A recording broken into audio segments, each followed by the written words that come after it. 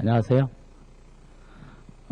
오늘부터 지난주에는 아마 은행 FP를 시험 준비하시는 분들이 수험생들이 어떻게 준비해야 되나, 그리고 FP에 대한 개괄적인 소개가 있었을 거고요. 오늘부터 이제 전 과목에 대해서 각 과목별로 학습을 하게 되는데, 오늘은 금융상품을 다루게 됩니다. 이 금융상품은 FP 과정에서 비중이 제일 큰 부분이에요. 우리 보통 과목을 분류할 때요, 자산운용 1 그리고 자산운용 2 이렇게 분류해 가지고요. 자산운용이라고 하는 거는 내가 돈을 불리는 방법을, 우리 흔히 그걸 재테크라고 얘기하죠. 돈을 불리는 방법에 대한 테크닉을 배우는 건데, 자산운용을 어떤 쪽으로 할 수 있냐면 양대산맥으로 크게, 하나는 금융자산으로 해가지고 자산을 불리는 방법이 있고, 하나는 실물자산, 그 실물자산 중에 대표적인 게 부동산이에요. 그래서 우리는 자산운용 2에서는 부동산이라고 하는 걸 다루게 되고요. 자산운용을 할 수 있는 금융자산은 종류가 여러 가지가 있어요. 오늘 우리가 다루게 되는 금융상품이라고 하는 걸로 자산을 조금씩 불려나갈 수도 있고요. 조금 돈을 좀 많이 벌고 싶다 그러면 주식이라든지 또는 채권이라든지, 아주 많은 돈을 벌고 싶다 그러면 파생상품이라든지 이런 데다가 투자운용을 할 수가 있습니다. 그래서 금융상품에 대한 부분은 35문항이 출제가 되고요.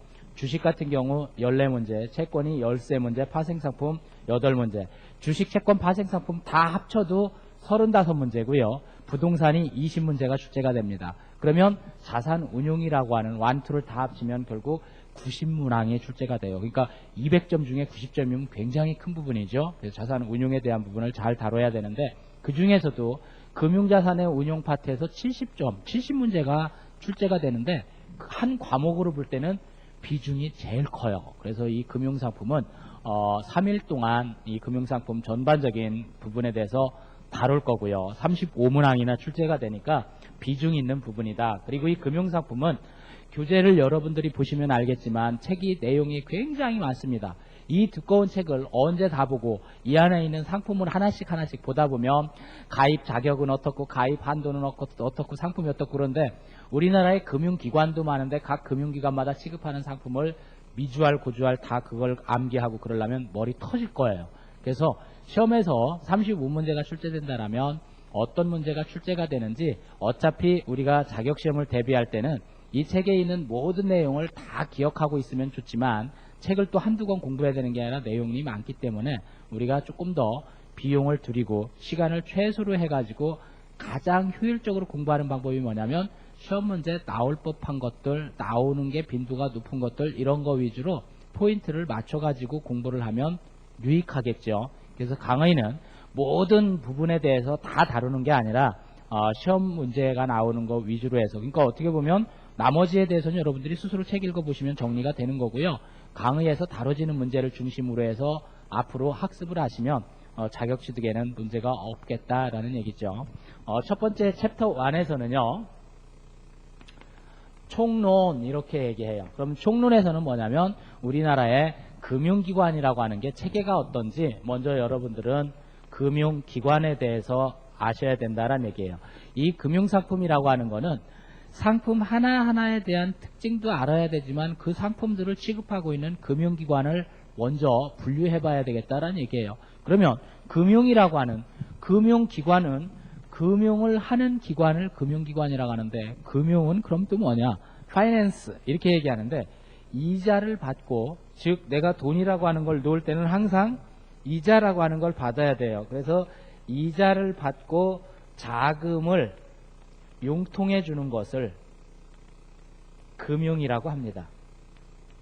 내가 이자를 받고 자금을 융통해 주면 그걸 금융 이렇게 얘기하는데, 단기금융, 중기금융, 장기금융 이렇게 또 금융을 구분하기도 해요. 그러면 단기금융이라는 건 뭐냐? 이 금융 중에서 만약에 단기금융 그러면 통상적으로 예금을 해놓는 예치기간이 6개월 이내일 경우에 단기금융이라고 하고요. 그리고 6개월에서 1년까지를 중기금융, 1년이 넘어가면 다 그거는 장기금융이라고 합니다. 1년 이상 넘어가면 장기금융.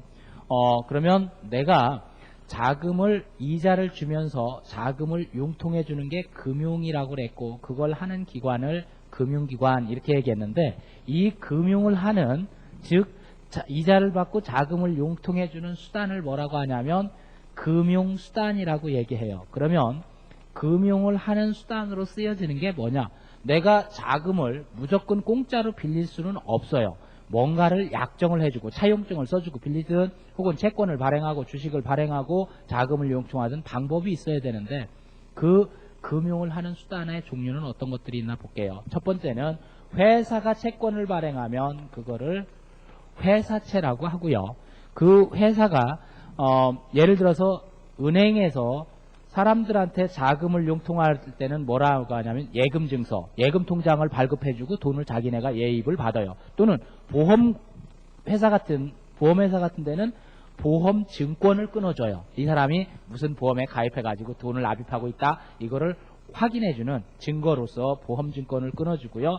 또는 어음 쪼가리 같은 거 있죠. 내가 앞으로 돈을 얼마 받겠다 그러면 어음으로 또는 주식으로도 발행을 하기도 하고요. 또는 신탁증권, 이 신탁증권은 요즘 말하는 펀드 상품들, 수익증권이라고도 하지요. 공통의 자금을, 많은 사람들의 자금을 모아가지고 공동투자하는 그런 상품을 말하는 거죠. 자, 그러면 이 금융이라고 하는 기본 개념에 대해서는 익혔는데 우리나라의 그런 금융기관이 어떤 금융기관들이 있는지 금융기관을 한번 분류를 해볼게요. 자, 지금 우리나라의 금융자산은 1000조 원이 넘는 막대한 금융자산을 갖고 있는데 이 금융자산이 대부분 어디에 들어가 있냐면 은행권에 들어가 있습니다. 은행이 전체 금융자산의 반 가까이를 은행에서 담당하고 있는데 이 은행의 종류는 한국은행까지 구분한다면 3가지가 있고요. 크게 2가지로 구분해요. 한국은행은 중앙은행이니까 일반 서민들을, 일반 국민들을 대상으로 하는 은행이 아니니까 한국은행은 제외하고요. 중앙은행으로 일반은행과 특수은행으로 분류합니다.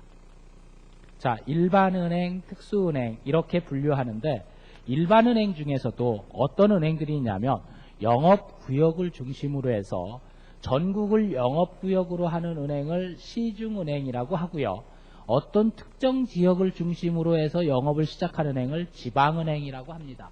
그래서 예를 들어서 대구은행이다. 그러면 대구 지역을 중심으로 해서 영업구역을 정한 거고요. 시중은행은 국민은행, 제일은행, 신한은행 이런 식으로 되는 은행들은 전국을 영업구역으로 해서 은행법에 의해 설립된 은행을 말하고요. 또 외국은행이요. 외국은행이 국내에 들어와서 지점을 설치하고 있어요. 예를 들어서 시티뱅크, 홍상뱅크, HSBC 이래가지고 홍상뱅크 이런 것들도 있고요. 이렇게 외국은행인데 우리나라에 들어와가지고 영업활동을 하고 있는 은행들이 있는데 이것도 일반은행으로 분류하고요. 그러면 이 일반은행의 업무는 뭐냐? 커머셜 뱅크 그래가지고 일반 여수신 업무, 일반 상업금융 업무를 취급하고 있는데 이 상업금융 업무만 취급하는 것으로는 부족한 부분, 특별히 지원이 필요한 부분을 위해서 특별법에 의해 설립된 은행들이 있어요. 이 일반은행들은 은행법에 적용을 받아요. 얘네들은 그러니까 은행법에 따르는 거예요. 근데 특수은행들은 은행법에 의해서 설립된 게 아니라 특별법이 하나씩 만들어져요. 은행이 설립되기 위해서. 대표적인 게 뭐냐? 한국산업은행. 산업은행은 은행법에 의해 설립된 게 아니라 산업은행법이라고 해서 산업은행에 관련된 법률이 하나 다시 만들어져 있어요. 법이 제정되어 있다는 얘기예요. 또는 수출입은행법에 의해서 수출입은행이 있고요. 그리고 기업은행법에 의해서 중소기업 금융을 지원하기 위해서 기업은행이 만들어졌고요. 그리고 농민들이라든지 수산업에 종사하는 사람들을 위해서 농수협이라고 하는 게 만들어졌어요. 이런 것들은 다 이 특정 분야에 산업자금 조달을 위해서 수출입금융을 위해서 중소기업을 지원하기 위해서 농어민을 위해서 이렇게 특정한 계층에 대해서 특별히 지원하기 위해서 만들어진 특별법에 의해 설립된 은행을 특수은행이라고 이야기합니다. 이렇게 은행을 분류하기도 하고요. 또는 은행이 아닌데도 예금을 취급하고 있는 금융기관들이 있어요. 그걸 뭐라고 하냐면 은행이 아닌데, 즉 비은행인데 예금을 취급하는 금융기관. 은행이 아닌데 예금을 받는 데를 한번 볼게요. 우선 종합금융회사라고 하는 데 있어요. 들어보셨을 거예요. 종금사 이렇게 얘기하는데 종합금융사가 있고요. 그리고 상호저축은행이라고 하는 거 들어보셨을 거예요. 옛날에는 상호신용금고라고 했었어요. 이게 이제 명칭이 바뀌었어요. 상호저축은행이라고 하고요. 그 다음에 우체국 예금 계정이 있어요. 우체국의 예금, 여기에다가 신용협동기구가 있습니다. 자, 신용협동기구는 어떤 금융기관을 말하는 거냐? 이러이러한 금융기관을 통틀어서 신용협동기구라고 합니다. 어떤 거냐면 우선 새마을금고. 새마을금고는 신용협동기구에 들어가고요. 그 다음에 신협이라고 있어요. 여러분들이 신협이라는 얘기 들어보셨을 거예요. 그 다음에 농협이나 수협을 얘기하는데 그냥 농수협은 은행으로 분류되고요. 가끔씩 여러분들이 혹시 간판은 농협 간판 심볼은 그대로 똑같이 쓰는데 가보니까 계좌번호가 은행 농협하고 틀린 게 있어요. 그건 어디를 들어간 거냐면 단위농협을 들어간 거예요. 농협 중앙회가 있고 단위농협이 있고 구분이 돼요. 이렇게 이 단위농협하고요. 수협도 수협 중앙회가 있고 단위수협이 있어요. 이 단위수협은 단위농협과 단위수협은 이 은행으로 분류되는 게 아니라 신용협동기구로 분류가 됩니다. 그래서 이거를 단위농협과 수협, 상호금융 이런 세 가지를 다 통틀어서 그냥 신용협동기구다 이렇게 분류하고 있고요. 그 다음에 증권관계기관이 있어요. 자, 증권관계기관이라는 얘기는 어디를 말하냐면 우선 대표적인 게 증권회사겠고요. 자, 증권회사하고 연관관계가 굉장히 높은 게 어디냐면 또 투신사예요. 요즘에는 투신이라고 안 하고 자산운용회사라고 얘기하는데, 자, 자산운용사, 이 증권관계기관이라고 얘기하고요. 그 다음에 증권금융이라고 하는 데도 있어요.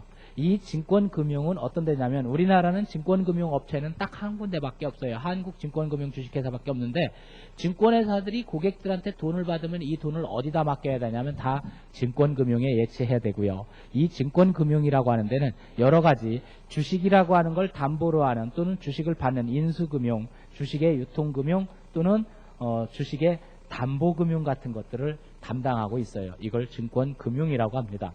그 다음에 네 번째는 보험기관이 있어요. 자, 우리나라의 보험기관은 어떤 것들을 말하냐면요. 이렇게 보험업법에서, 보험계약법에서 달리 적용을 하고 있는데 생명보험사, 생보사라고 얘기하고요. 손해보험 그러면 손보사 이렇게 얘기하고요. 그 다음에 보험이 유사보험이 있는데 그게 공제예요. 자, 요즘에는 무슨 보험회사가 아닌데 보험을 취급하고 있는 데가 있습니다. 어디냐? 대표적인 게 농협공제, 우체국공제. 우체국에서도 보험을 취급하는데 그건 정식보험이 아니에요. 그건 유사보험이라고 해서 공제입니다. 그래서 이렇게 보험기관은 생보와 손보, 공제로 구분을 하고요. 이게 아니더라도 기타 금융기관, 여기에서 지금 분류에 포함되지 않은 금융기관들이 또 몇 가지 있어요. 자, 첫 번째는 여신 전문 금융기관. 보통 금융기관들은요, 이 사람들한테 돈을 받고 받은 거 가지고 저쪽으로 대출해주고 그러고 지들이 돈을 놀이하지요. 근데 이 여신 전문 금융기관들은 돈 받는 거는 없어요. 돈 놀이만 합니다. 이게 대표적인 게 뭐냐면 사채업자들이에요. 사채업자들이 사채시장이 양성화되면서 여신 전문 금융기관을 설치했고요. 일본에서 자금들이 들어와가지고 무슨 산화머니 뭐 해가지고 여신 전문만 하는 그런 회사들을 차려요. 그래가지고 얘네들은 결국은 고리대금업자들이에요. 이자가 굉장히 셉니다. 이런 데서 돈 잘못 빌렸다가는 이자를 굉장히 높게 받는 이런 금융기관이죠. 여신 전문 금융기관. 그 다음에 선물회사라고 하는 게 있고요. 선물회사, 그리고 자금 중개를 한다든지 유동화 전문회사라든지 유동화 전문회사 또는 자금 중개회사 이런 것들이 기타 금융기관으로 자리 잡고 있고요. 유사금융회사는 정부의 관리 감독을 받지 않습니다. 여기서 유사금융회사는 정부의 등록이 안 돼 있는 그런 유사금융회사. 유사금융회사는 여러 데가 유사금융이 많아요. 원래 정식으로 금감위에다가 내가 대부업체로서 등록을 하려면 여신 전문 금융기관에 등록을 하면 금리를 받는